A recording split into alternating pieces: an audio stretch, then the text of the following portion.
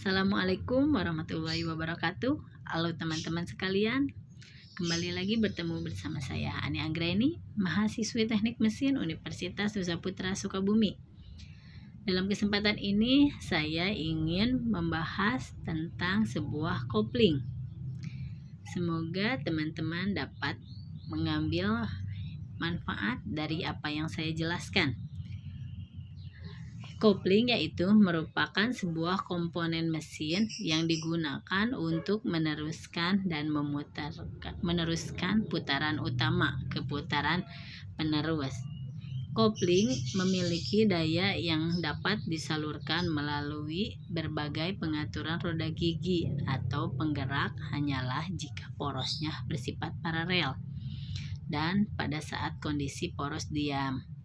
Kopling digunakan ketika poros berada dalam garis lurus dan harus dihubungkan kembali setelah melakukan pemindahan daya untuk meneruskan sebuah putaran.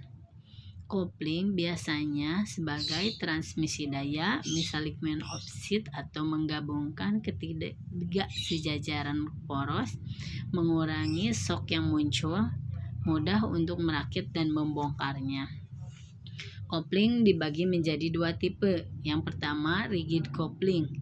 Rigid kopling yaitu pemasangan sip yang diselaraskan atau disejajarkan satu sama lain dan dirancang untuk memutarkan dua buah poros bersama-sama sehingga tidak ada gerak yang dapat terjadi di antara keduanya. Kopling rigid memiliki 4 tipe. Yang pertama yaitu plunged kopling.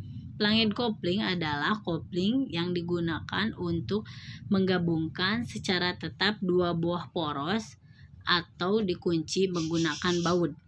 Plunged kopling biasanya digunakan untuk menghubungkan poros utama ke poros yang digerakkan.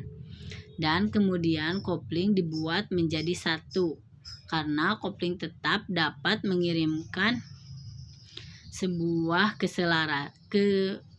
ketekukan untuk sebuah poros dan tegangan yang terjadi dapat diinduksi sehingga hal ini menyebabkan kegagalan patik. Oleh karena itu dibutuhkan tingkat keselarasan yang baik antara kedua buah poros tersebut sehingga momen tekuk yang terjadi praktis itu nol.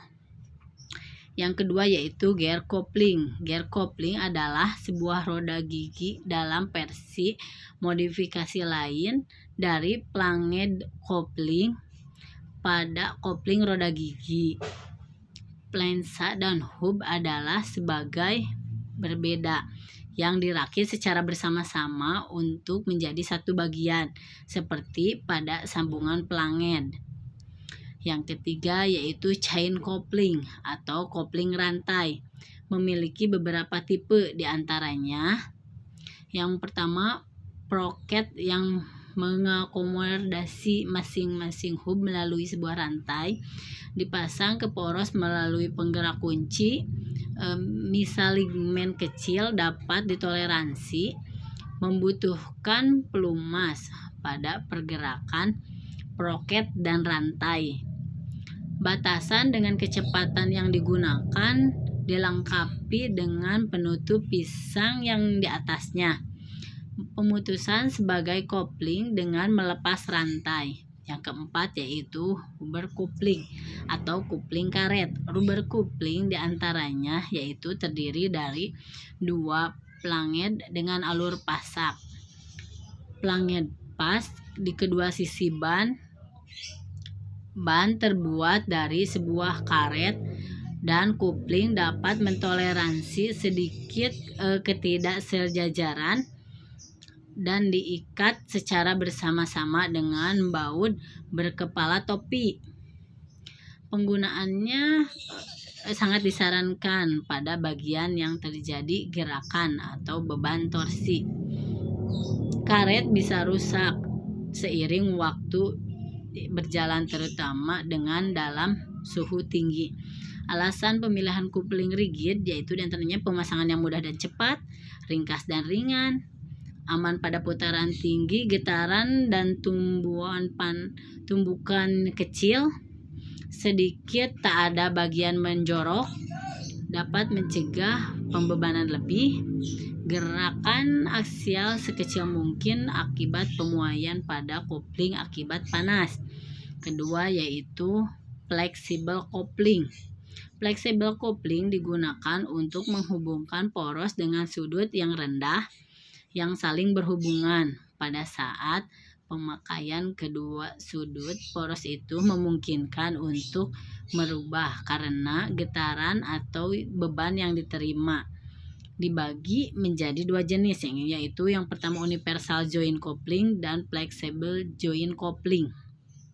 Adapun tipe-tipe dari universal joint coupling diantaranya terdiri dari dua sendi dengan blok bantalan tengah yang memberikan misalignment sehingga 45 derajat, digolongkan sebagai kopling padat, dilengkapi dengan sendi yang fleksibel terhubung ke poros melalui sebuah pin, dapat masuk ke jalur pasak di setiap ujung poros, fleksi melalui bagian yang berdekatan di antara kedua bagian, dapat mengirimkan drive atau drive dengan sudut hingga 52 derajat.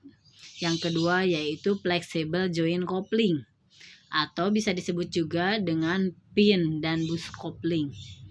Tipenya diantaranya yaitu dilengkapi dengan 2,5 pelanged, biasanya disambungkan ke setiap poros melalui jalur pasak.